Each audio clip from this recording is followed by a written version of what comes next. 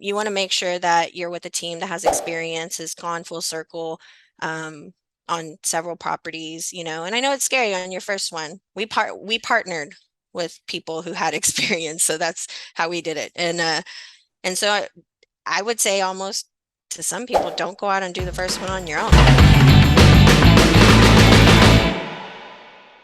But one of the things that we have to realize right now when you're asking about the risk is there are things, we're not naive. There is risk associated with this, right? So one of the things you want to do is make sure you're getting into a market where if employment gets wiped out for some reason, it doesn't wipe out a whole town. So you want to make sure that you're in a bigger MSA, that you're closer to a bigger city, that employment is up and there's job diversification in different industries, tech and medical and whatever, just make sure that the market you're looking at is not some podunk little town in the middle of nowhere. And I have looked at those, by the way, and I wanted to get them, but nobody else did for good reason, you know. But yeah, look at the migration trends, right? Yes, Where is I love everybody that. going? Yeah, did you know that U-Haul is the one of the factors of how they determine where the migration is? It's one-way rentals is how they determine it. Really? Yeah.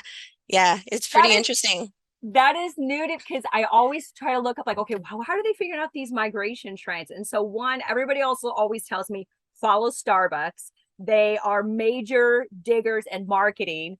If there's a Starbucks, they come out, and they have reports based off people's SIM cards and Yeah, their and cell and phones, actually having a Starbucks in a certain mile radius increases the value of your real estate already.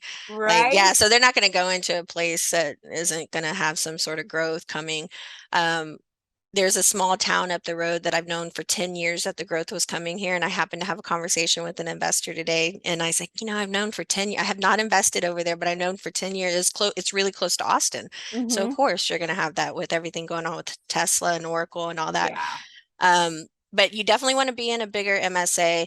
You want to make sure your DSCR is 1.25 or higher, so definitely check out underwriting when you're looking at somebody else's deal if you're going to invest in it. You want to make sure that you're with a team that has experience, has gone full circle um, on several properties, and I know it's scary on your first one. We partnered with people who had experience, so that's how we did it. And so I would say almost to some people, don't go out and do the first one on your own. Like partner up with somebody who has experience because if you're taking investors' money, you really want to hit it up the park on your first one. You do not want to be the guinea pig all by yourself. And that's the other thing I learned in this business. It is such a team sport. Like it takes an entire village to raise capital, to get your team together with your property manager and your lender and your due diligence, your inspectors, and hiring new people. Like it's a team sport and everybody brings something to the table and it's such an awesome thing. So and I'll give you an example. I had another team that I knew was 150 short on a deal that they had up in Dallas. And I have an investor who's invested with me on several deals, and I know he usually does one to $200,000. So I said, I'll send it to him. You owe me nothing, like whatever you need. If you need it, if he does it, great. If he doesn't, and he did. He invested in their deal, and they were so grateful. And I'm not asking for anything. I'm just like, here you go. Get your deal done. And Yeah. so I it was funny when we first went into this. It was this at first you're like scarcity a little, you kind of have a scarcity mindset. And we had to just knock that out real quick. Like, no, Sink or swim, it's girl, sink or swim. yeah, it's abundance. Like it takes a whole village to take these things down with your brokers and everybody. So don't be afraid to talk to people. Don't be afraid to share information and share your deal and ask questions and seek out help, seek referrals. So I like that. And I always take notes because sometimes there's things that I want to go back to. And I do want you to elaborate on a couple things, time permitting. One, you hit on another big concern that newbies have getting into this sector is building your team, right? hmm That's such a huge deal. People are going to work with those they like, know, and trust. Okay. yep, That's the yep. bottom line. I want to be able to hustle with you and break bread with you. Okay. hmm So, that being said, when Now I you have were to talk. starting out, what did you look for in people when you, whether it was online and then in person, what were some factors that really helped you seal the deal with the people that are now your team today? Yeah. I learned by what I didn't like. For instance, if I reached out to somebody for information and they took a while to respond to me, and I'm not just talking hours, I'm talking days, and then I Ooh. have to ask again, and then I have to ask again, I was just like, no. Mm-mm. But the people who showed up, did what they said they were going to do, um, really one of the guys that I added to my team, his name's Jeremy. He's in the army and he's young, but he's driven. Like I've never met somebody as driven as he is. Like he is a workhorse and he's going to get stuff done. And so he ended up sending me a deal. I met him at a conference and he wanted to say, do you need anything for your team? Everybody asked me that. They want to join my team. I was like, I don't know, we'll see. And so he ends up sending me a deal and we start working on it together. And just the way his work ethic, like he did what he said he was going to do. He made the calls he said he was going to make. He got the information. He showed up. He put money up. He invested in deals with us. And so he just showed that he wanted to be a part of it. And that for me was huge. And so I was like, you need to join our team, you know. Um, I actually am reading, I don't know if you've heard of it yet. Ed Milet has a new book out called The Power of One More. The And power of one more. yes, and you need to read it. And it's actually got me, it's really kicked me in the gear the last few days. It talks about goals. It talks about the chapter I just read today was on team dynamics Who's and the author? Ed Milet. Okay. I got to hear him speak in Vegas in April. He's a pretty powerful motivational speaker. But the team dynamic chapter that he talks about, what you bring to a team. And he talked about some of the big sports players and what they brought to their team. I'm not going to go over it with you because I'm going to mess it all up. But I would tell you it's very inspiring that you need to bring to the team what you expect. So if you expect your team to be relentless in their pursuit of a good deal, then you have to be relentless in pursuit of a good deal as well. So you can't be lazy showing up only one day a week to do some work. There needs to be consistency. So if you want to be valuable to somebody else's team, show up every day, give your best every day, every day.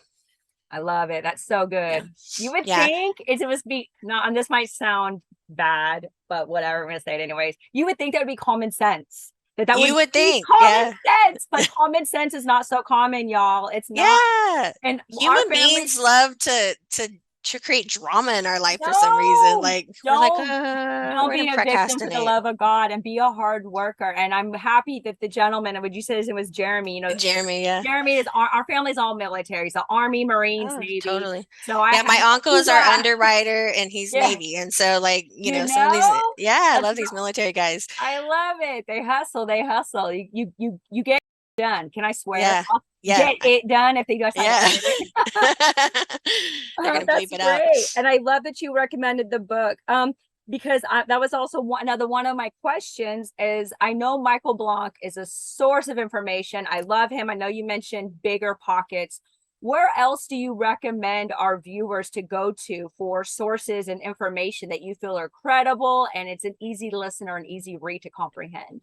So I will have to tell you personally, I'm really into motivational stuff more than economic stuff. Like, in fact, I just watched a YouTube video on the state of the economy, what happens when world empires change. It was really interesting. Talks about the US against China right now.